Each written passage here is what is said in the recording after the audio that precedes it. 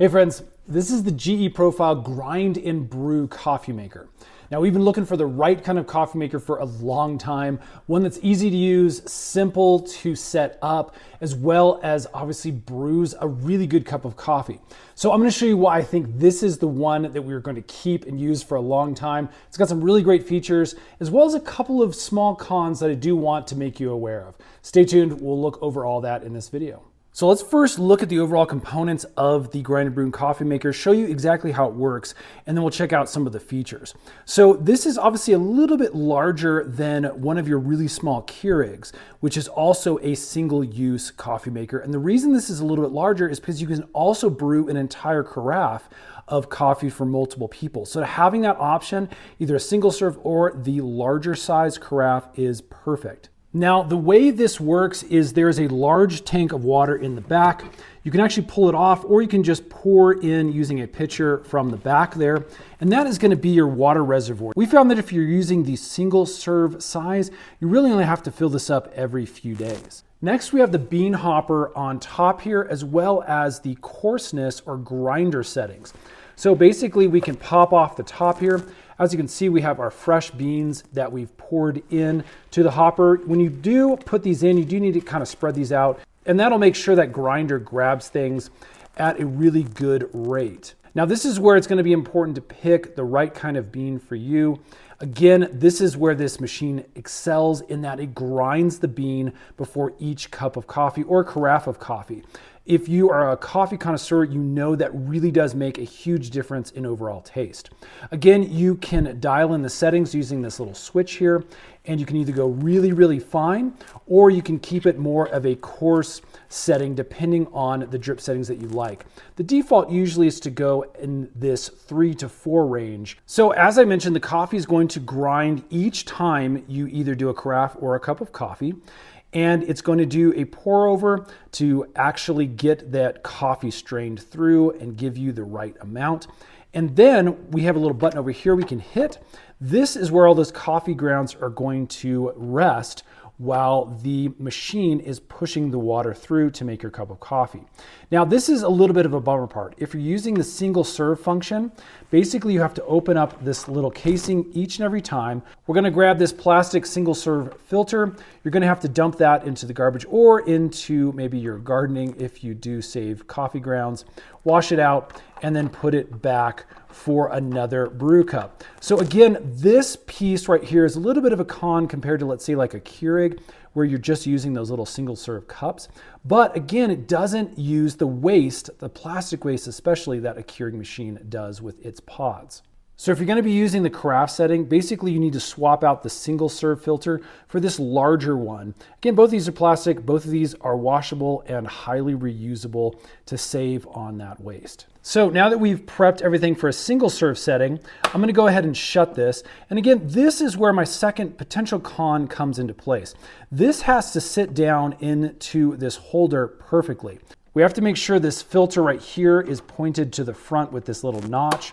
This closes down, and then we close this by pushing things in. And again, if this doesn't seat correctly, this is where I've run into trouble. So you have to kind of wiggle it around a little bit, even push it down.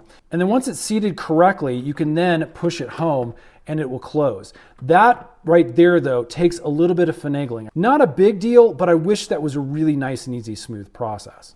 We then need to make sure this slider is on the correct setting, carafe over here, or mug or single serve setting over here on the right. Again, we'll keep it there on that setting for this demonstration. Okay, we'll pop our mug into place just right underneath the nozzle there, and then we'll go ahead and turn on the power. I'm just gonna push and hold that for a sec.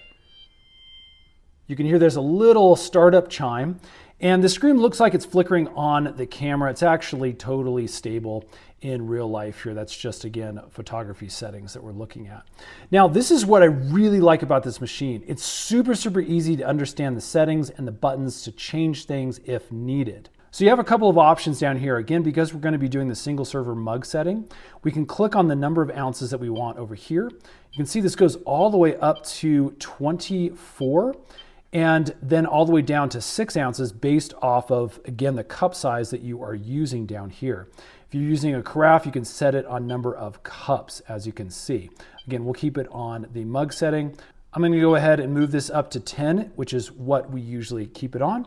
We can then look at the type of coffee that we're using. Now we're using like a medium roast.